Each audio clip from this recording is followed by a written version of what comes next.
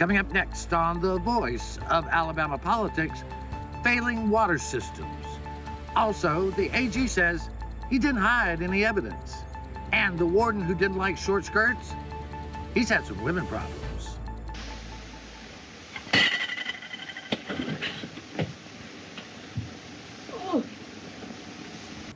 No grapefruits were harmed in this recording.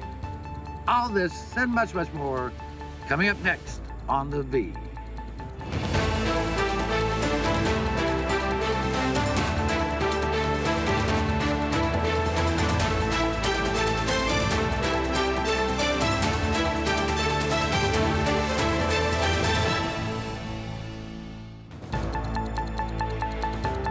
Welcome to The Voice of Alabama Politics, where we tackle the tough issues so you have the hard facts.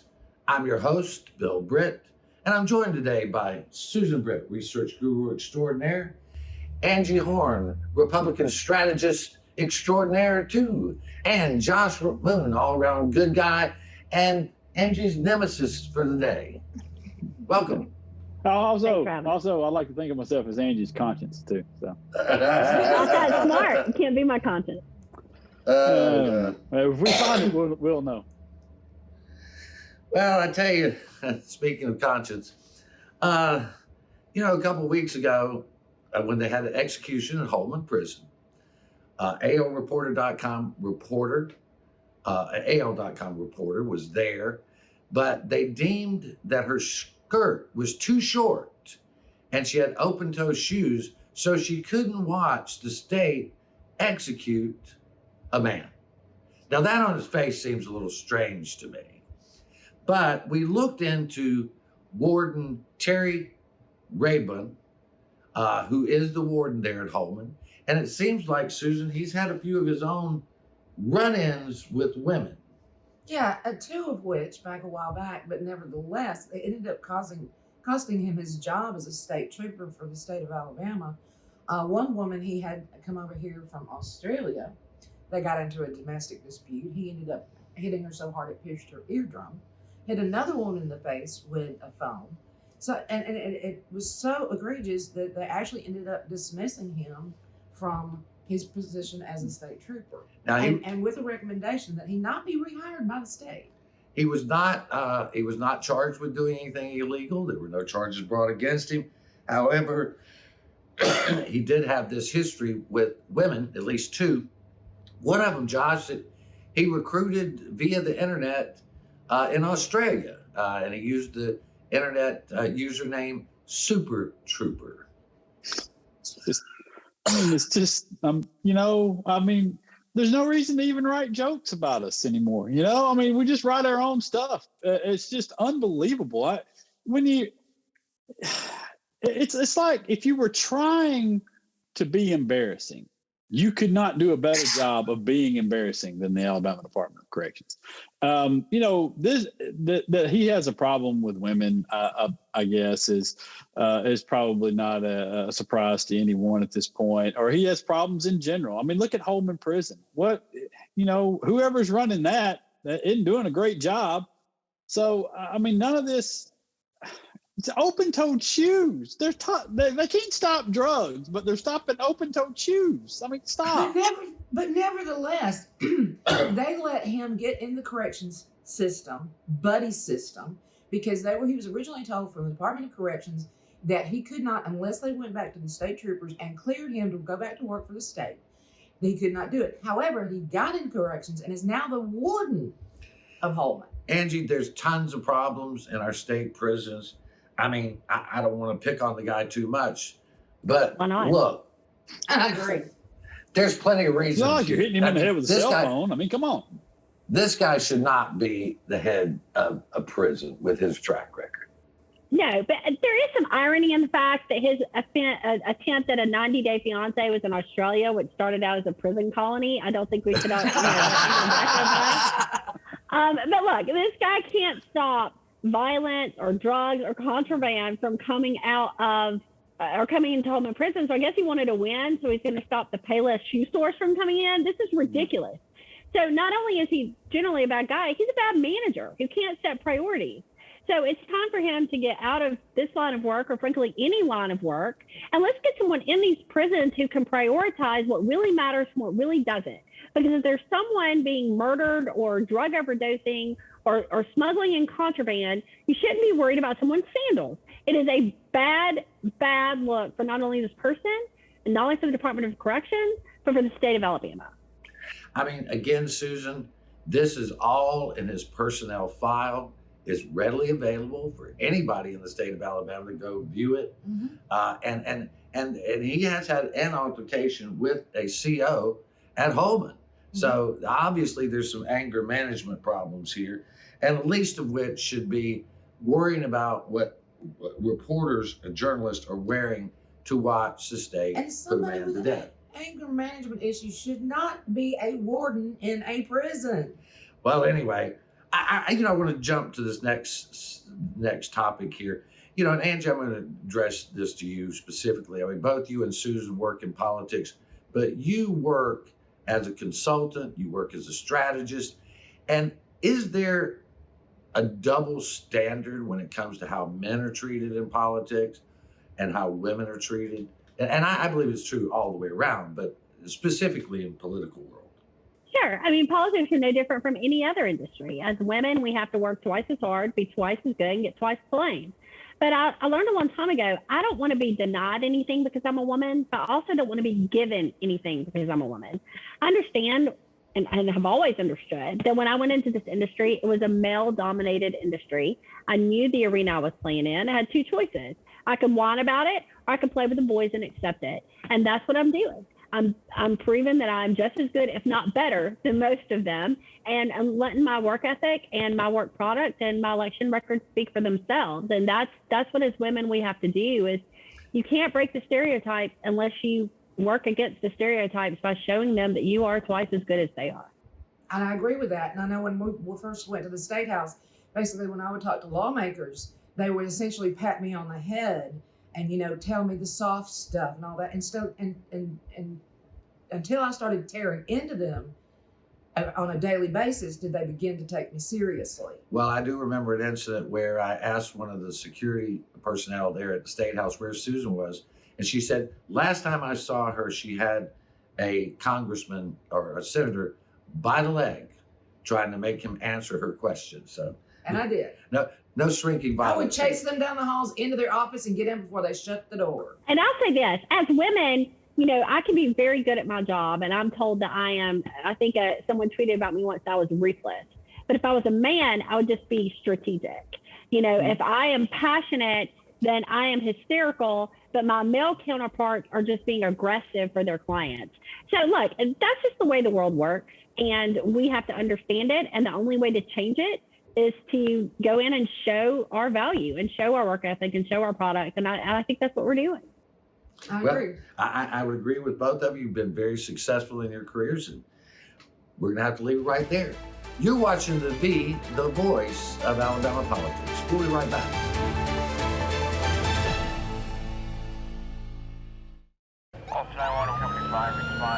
There seems to be a new wave of aggressive driving lately. You see those people, they are the ones that are tailgating other people because they have to get to their destination now. Weaving in and out of traffic, looks like they could care less about who's around them. There's no one else on the roadway. They're the only one there. Aggressive driving can be the difference between life and death. All because somebody thought they needed to be the front of the line and get there first. Slow down. Don't be the reason that someone else doesn't go home tonight. My dog Jupiter is frightened when I climb too high, the owl said.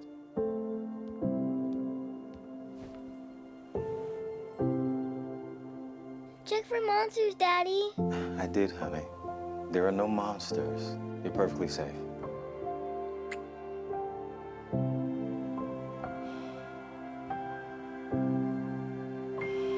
Protect yourself and those you love. Vaccinate now.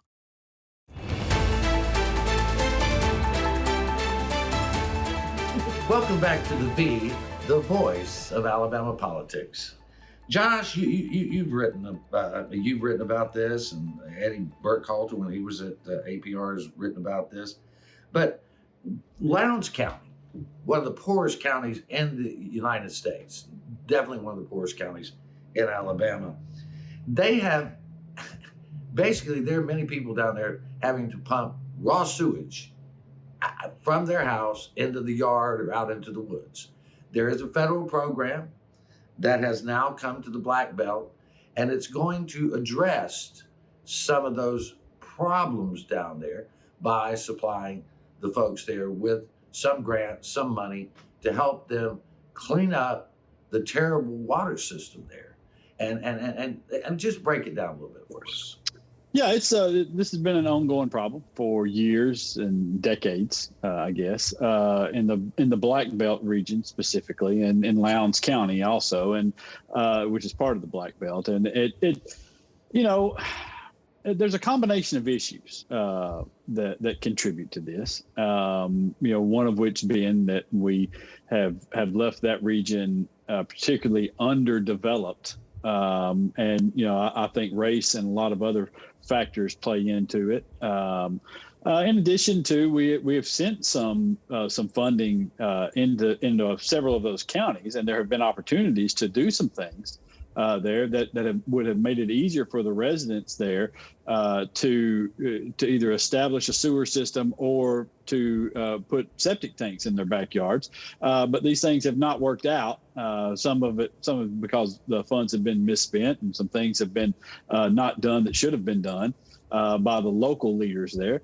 But we've studied it to death, and thank God for Catherine Flowers for going there and doing this work and shining a light on this thing forever. And maybe we're inching slowly towards this thing, and with Terry Sewell's help and some other folks, good people that are trying to work towards this, maybe we can get some of this sewage cleaned up out of people's backyards.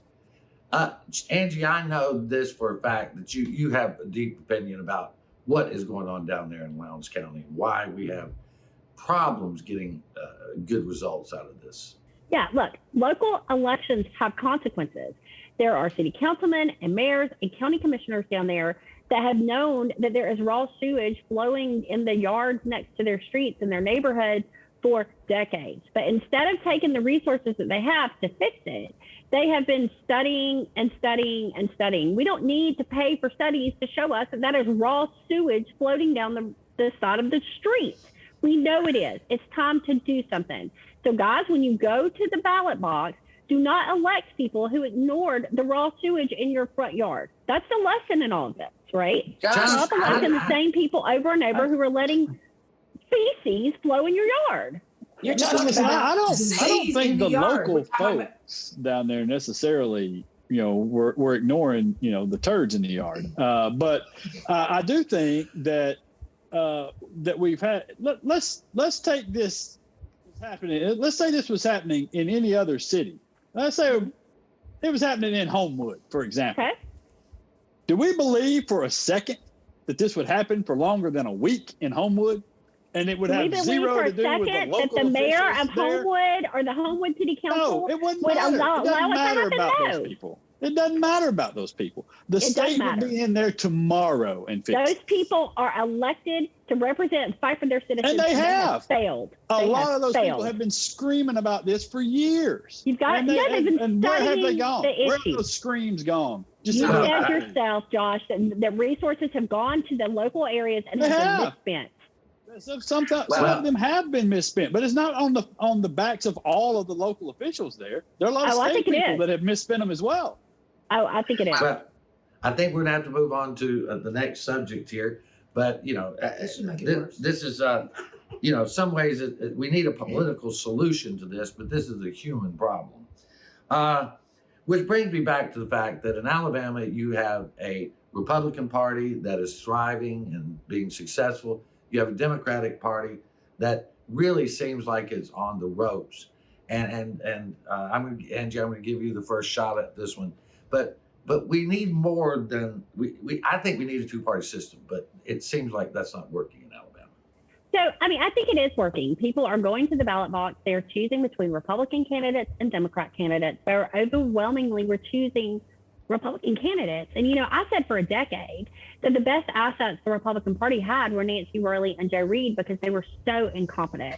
And I really felt like when Chris England came to be head of the party that they were going to give some of our Republicans a run for their money. That did not happen. The people that have been recruited to run, Yolanda Flowers, people like that, not even Democrats want to vote for them.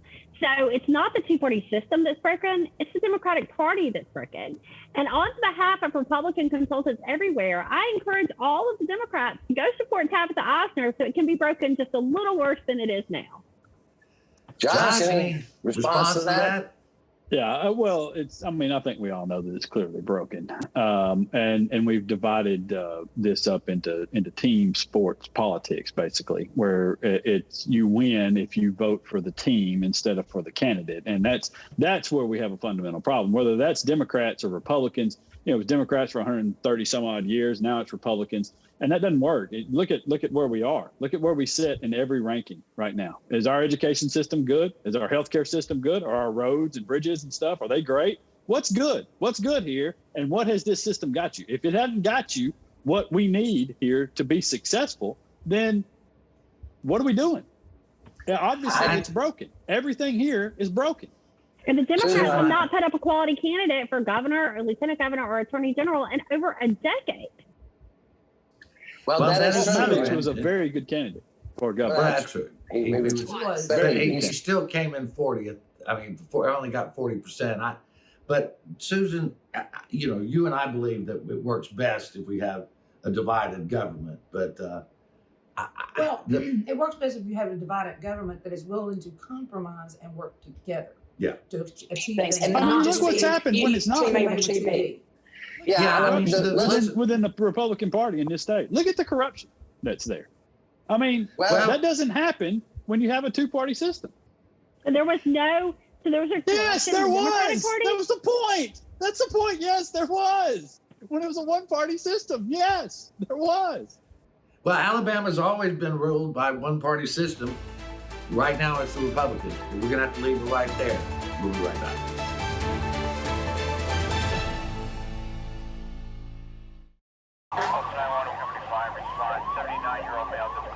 Throughout my career, I've seen many crashes, and a lot of the fatalities are from people who haven't worn their seatbelt. Cars have rolled over multiple times. I've had people end up in lakes, ravines.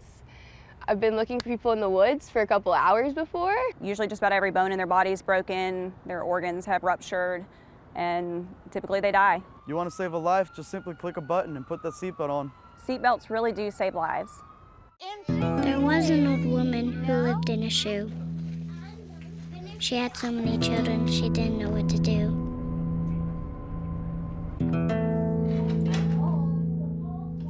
She gave them some broth without any bread and kissed them all soundly. Lights out. Good night. And put them to bed. Hunger is a story we can end. End it at feedingamerica.org. Speed is one of the biggest factors in a fatal car crash. Your car stops, but your body does not stop at the same time. Your body keeps going, and that could be running into your seatbelt, that could be hitting the airbag. Something has to stop it, and unfortunately, it's something very hard. There have been times that we've come upon accidents where if people weren't speeding, they'd probably still be alive today. It's truly dangerous, and it puts everybody at risk. There's just no point to it. This kind of stuff has got to stop.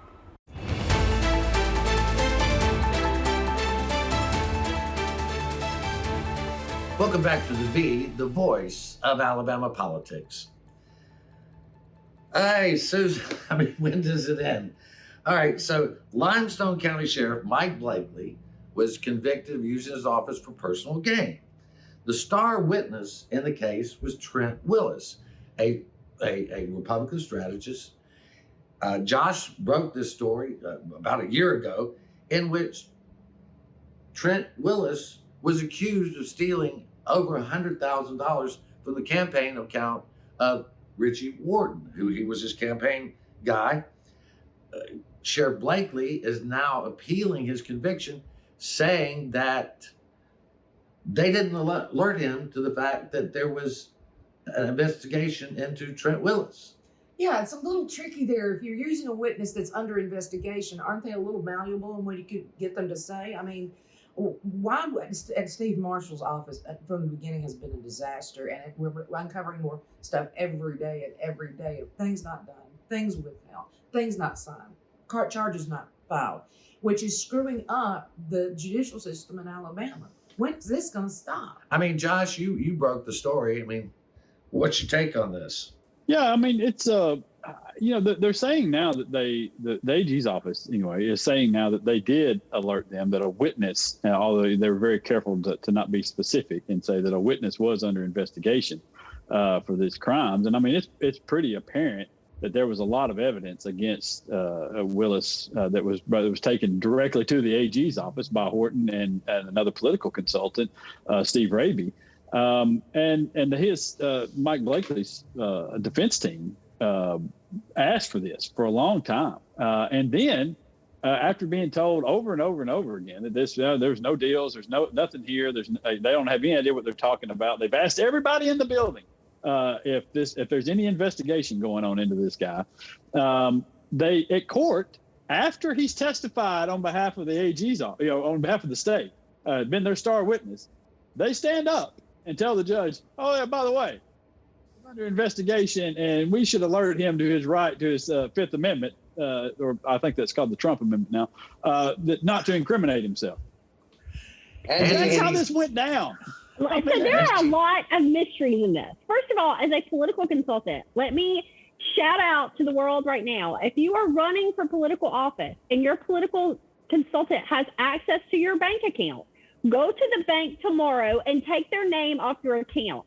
Political consultants never ethically have access to your bank account to be able to even make any of this possible. Secondly, if Trent Willis did a tenth of what he is alleged to have done, he should absolutely have indictments coming down. I mean, they're talking about FCPA fraud, ethics fraud, wire fraud, all kind of stuff. So if I don't see some charges coming down pretty soon, I think you're going to raise a lot of eyebrows, not only in Huntsville, but in the state. But pretty soon, that was 5 years ago. No, I'm with you. I understand. But the idea that a political consultant had access to a bank account, I can't even get past that because that is so unusual and unheard of and unethical in this industry. The story that was told in this was that Horton essentially just turned over the keys to everything to him, and he had access to all of it. He paid all the bills. He made all the reports to the Secretary of State's office, and which, by the way, that's another part of this. 13 of those reports were fraudulent. So right, FCPA fraud. If that's true, then you have so many levels of fraud and so many different charges that I can't imagine why this guy is still walking around. And furthermore, I don't know why anybody hired Trent Willis to begin with. He's never considered to be good at his job. Well, obviously he's good at something, but we just don't know what it is. Again, the AG's office is not doing their job. Well, this guy should have been indicted a long time ago. Yeah, I know. We're going to have to, if he did it, he should have been indicted. If he did, allegedly, yeah, whatever. I want to move on to this section because I found this just a little outrageous in my mind, and maybe y'all won't. But I'm going to read to you this. There was a study done talking to people who took out student loans. I'm going to read you from the report. It says 30% said that 30% of borrowers said they were unlikely to continue attending universities if student loan forgiveness in some amount does not materialize. Here's the big part. An additional 21% of borrowers, according to the survey, would have been likely or unlikely or very unlikely to take out the same amount of the debt had not Biden made the pledge to forgive some amount of the student loan debt during his campaign. Now, I went to college the old-fashioned way. My parents paid for it. But I understand that people today have to borrow money to go to school. I just find it difficult that 21% of these folks, they took out a loan betting that Joe Biden was going to forgive it. I don't even understand that mindset. That's sort of like the gambler's mindset. I'm going to spend this money and hope to win it back. Well, I mean, we all do. We do know that college in this country at public institutions used to be free. I mean, I know that's crazy. I know it's crazy that we used to think, well, this is a good public service for us to provide to people, and so I know that's insane. But it happens also in all of Europe, pretty much, and they turn out some pretty smart folks. I don't necessarily agree with the mindset, I'm only going to do this if you're going to forgive it. That said, this was a promise that was made by a presidential candidate. And if you're looking at a future in which you need a degree to be successful, as everyone has told you, what do you want them to do? Come on. What we got here are a group of young adults who are going to higher institutions of higher education who deserve some of this blame. Not all of it, but some of it. Because the number of majors which are producing people who are unemployable is ridiculous. So if you're going to college to spend $100,000 for a positive psychology major, trust me, you're wasting your time and money. But it's not up to people who are going to work every day to pay for your bad decisions. Positive psychology is a terrible major. Those kids coming out of high school or the colleges that are giving them hundreds of thousands of dollars to pursue this worthless degree. In That's any what I said. other instance, that is predatory lending. You're agreeing with me, Josh? You just don't know it. Some of the responsibility relies on higher predatory education. lending. I don't know why we're even arguing about this. Well, we're arguing because you're going to take all the responsibility off the kids, and I'm not. I think they're young adults who took money. They're out there shouting, "Oh, my body, my choice." Well, you're lowering you're putting it all on those kids when we know for certain that one group of people know for sure that these degrees are worthless, and it's the colleges offering them. Unfortunately, the teachers teaching them. Unfortunately, we're going to have to leave it right there. Very lively conversation. All right. You've been watching the voice of Alabama politics. You watch us because we watch them.